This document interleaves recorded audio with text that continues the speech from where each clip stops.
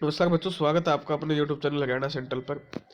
आपके लिए एक नई सीरीज स्टार्ट कर रहे हैं, हरियाणा जीके की क्लास। इसमें आपको करंट अफेयर नहीं करवाए जाएंगे, हरियाणा जीके के वो क्वेश्चन करवाए जाएंगे आपको जो एचपीएससी असिस्टेंट प्रोफेसर में पूछे जाएंगे, एचपीएससी पीजीटी बायोलॉजी में पूछे जाएंगे, सीईटी के जितने भी एग्जाम होने हैं उनमें, जो मेंस के एग्जाम होने हैं उनमें पूछे जाएंगे।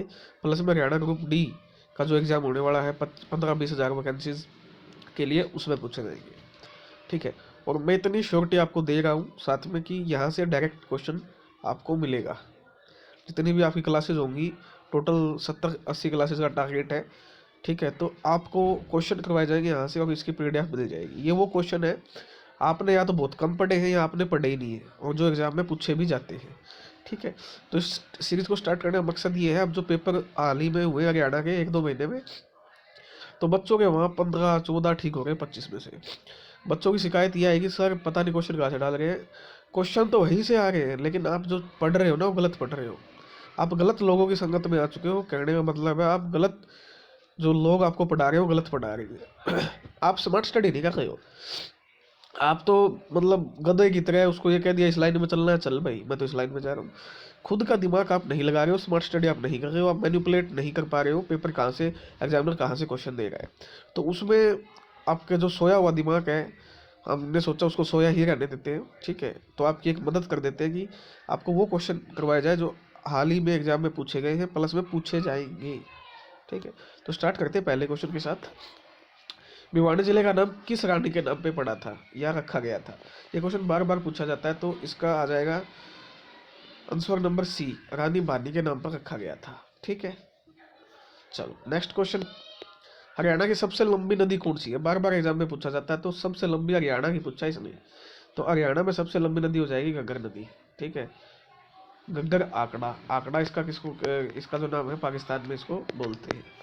ठीक है, हरियाणा वित्त निगम का मुख्यालय कहाँ पर है? आपसे काफ़ी एग्जाम में पूछा है, आने वाले में पूछा जा सकता है।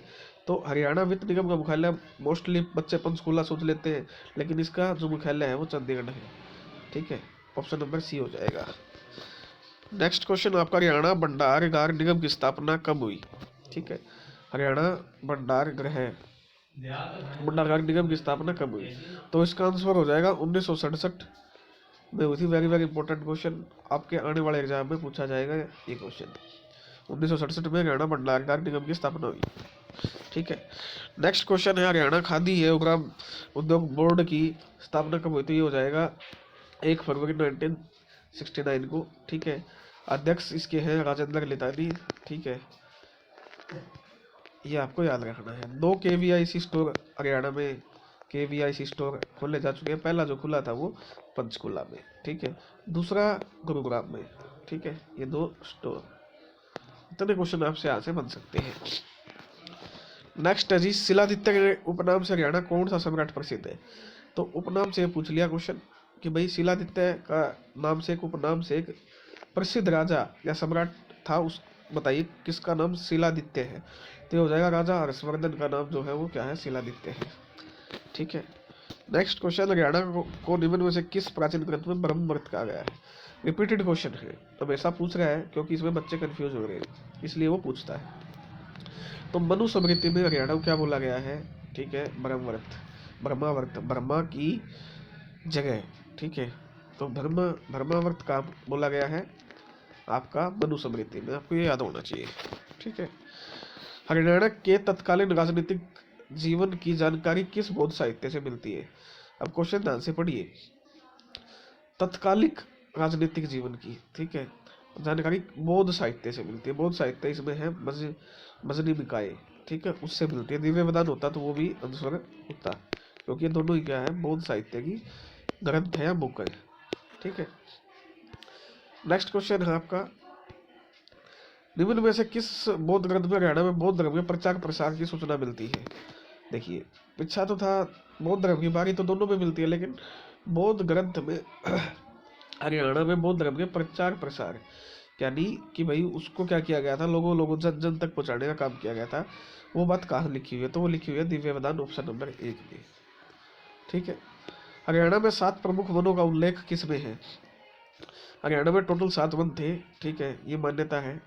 तो उसका जो उल्लेख है, स्रोत जिसे बोलते हैं वो कहाँ पे है, ठीक है। तो जो उसका स्रोत है वो है वामन पुराण में, ठीक है, जहाँ 7 प्रमुख वनों का उल्लेख है, ठीक है। नेक्स्ट क्वेश्चन है, वामन पुराण में हरियाणा में बहने वाली कितनी नदियों का उल्लेख है?